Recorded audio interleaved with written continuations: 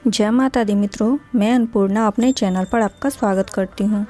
आशा है कि आप सब खुश होंगे और स्वस्थ होंगे। मित्रों, आपको तो मालूम ही होगा कि हिंदू धर्म में शव को जलाते समय कपाल क्रिया की जाती है। सवाल ये है कि मरने के बाद सर पे डंडा मारने की ये क्रिया क्यों की जाती है। आइए जानते हैं कि शव को जलाते समय सर पे डंडा मारने के पीछे क्या कारण है। मित्रों, मनुष्य की जिंदगी में जन्म के बाद कोई सबसे बड़ा सत्य है तो वो मृत्यु है। साधु हो या संत, राजा हो या फकीर, जिस किसी ने भी इस मृत्यु लोक में जन्म लिया है उसे एक ना एक दिन इसे छोड़कर जाना ही होगा। ऐसे में जो लोग यह सत्य समझते हैं वो मृत्यु के बाद मोक्ष पाने की अभिलाषा में अपने जीते जी तो पुण्य कर्म करते ही हैं, बल्कि मरने के बाद भी कुछ कर्म ऐसे हैं जो अगर मृतक के परिवार वाले द्वारा विधि पूर्वक किए जाए तो मृतक की आत्मा को मुक्ति मिलती है। और मित्रों, इन्हीं कर्मों में से एक है अंतिम संस्कार के समय की जाने वाली कपाल क्रिया। कपाल क्रिया में चिता में जल रहे शव के सिर पर 3 बार डंडा मारा जाता है। लेकिन क्या आप जानते हैं कि ऐसा क्यों किया जाता है और चिता में शव के सिर पर डंडा मारने का हमारे ग्रंथों में क्या महत्व बताया गया है। अगर नहीं जानते हैं तो कोई बात नहीं, एक बार फिर गरुड़ पुराण के धर्म कांड में मृत्यु के बाद किए जाने वाले कर्मों से जुड़ी बहुत ही मान्यताओं का वर्णन किया गया है। आज की वीडियो इसी विषय में है। वीडियो शुरू करने से पहले आप सभी से नम्र निवेदन है कि पहली बार यदि मेरे चैनल पर आए हैं तो चैनल को सब्सक्राइब कर दीजिएगा। वीडियो यदि पसंद आए तो वीडियो को लाइक अवश्य कीजिएगा। गरुड़ पुराण में विश्व के अंतिम संस्कार को लेकर एक निश्चित विधि विधान का वर्णन मिलता है, जिसका पालन हिंदू धर्म के किसी भी व्यक्ति के अंतिम संस्कार के समय होता ही है। गरुड़ पुराण के अनुसार मृत्यु के पश्चात अंतिम संस्कार के समय शव को मुखाग्नि किए जाने के बाद बांस के डंडे पर एक लोटा बांधकर शव के सिर पर घी डाला जाता है। और ऐसा इसलिए होता है ताकि अग्निदाह के समय उनका सिर अच्छे से जल सके। इसके पीछे का एक कारण यह भी है, मनुष्य के सिर की हड्डी बाकी अंगों की अपेक्षा ज़्यादा मजबूत होती है, इसीलिए उसे अच्छे से अग्नि में नष्ट करने के उद्देश्य से ही शव की खोपड़ी पर यह घी डाला जाता है। अब प्रश्न यह उठता है कि शव के कपाल को पूर्ण रूप से नष्ट करना क्यों आवश्यक है।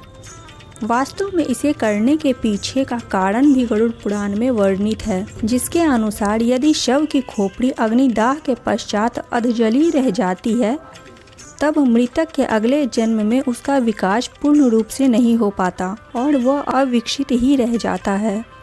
इसके अलावा एक धारणा यह भी है कि अगर कपाल क्रिया नहीं की जाए तो मृतक के प्राण पूर्ण रूप से स्वतंत्र नहीं होते और उनके नए जन्म के मार्ग में बाधा उत्पन्न हो जाती है, जो कि उनके प्रियजन बिल्कुल भी नहीं चाहेंगे।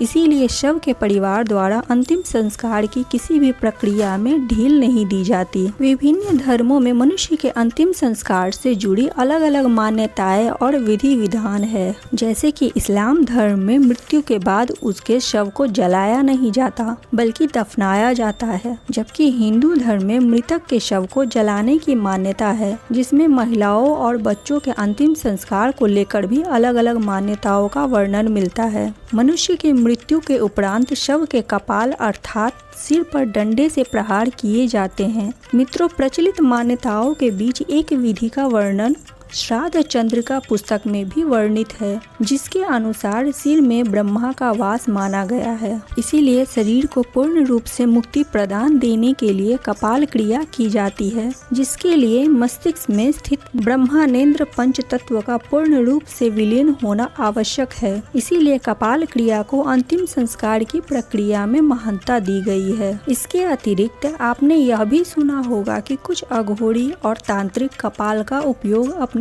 तंत्र विद्या और सिद्धियां प्राप्त करने के लिए करते हैं। यदि ऐसा उनके प्रियजन के कपाल के साथ हो जाए तो मृत्यु के बाद मृतक के लिए मोक्ष प्राप्ति की प्रक्रिया असंभव हो जाएगी।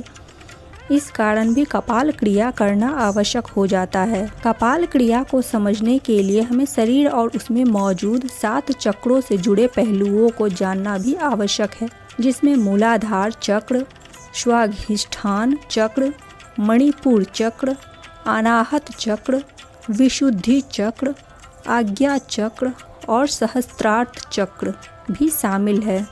इसमें से सहस्त्रार्थ चक्र को कपाल क्रिया से सीधा जोड़ा हुआ माना जा सकता है। सहस्त्रार्थ अर्थात मस्तिष्क का मध्य भाग। इसे आप किसी भी तरह से समझ सकते हैं कि यह मस्तिष्क का वो हिस्सा होता है जहां चोटी रखी जाती है। यदि व्यक्ति यम नियम का पालन करते हुए यहां तक पहुंच गया है तो वह आनंदमय शरीर में स्थित हो गया है। ऐसे व्यक्ति को संसार, संन्यास और सिद्धियों से कोई मतलब नहीं रहता। इस चक्र को जागृत करने के लिए लगातार ध्यान की आवश्यकता होती है। मूलाधार से होते हुए सहस्त्रार्थ तक पहुंचा जा सकता है। शरीर के संरचना में इस स्थान पर अनेक महत्वपूर्ण विद्युतीय और जैवीय विद्युतीय का संग्रह मिलता है। इसे ही मोक्ष का द्वार ही माना गया है। वास्तव में धर्म शास्त्रों के अनुसार जब मनुष्य की मृत्यु होती है तब हमारी आत्मा उस चक्र के शरीर को छोड़ती है जिस चक्र के आसपास हमारा संपूर्ण जीवन व्यतीत हुआ है।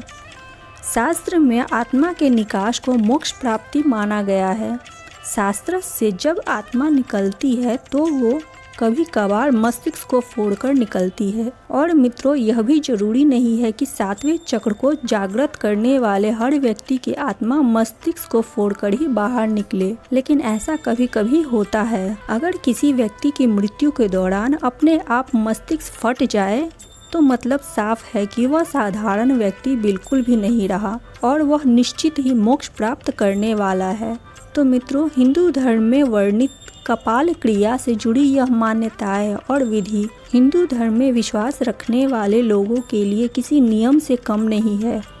चाहे आप इन मान्यताओं में विश्वास सदैव रखते हो या नहीं, यह मान्यताएं अप्रत्यक्ष रूप से आपकी जीवन से लेकर मरण तक आपसे जुड़ी हुई है और इसीलिए इसके बारे में जानना आपको अति आवश्यक हो जाता है।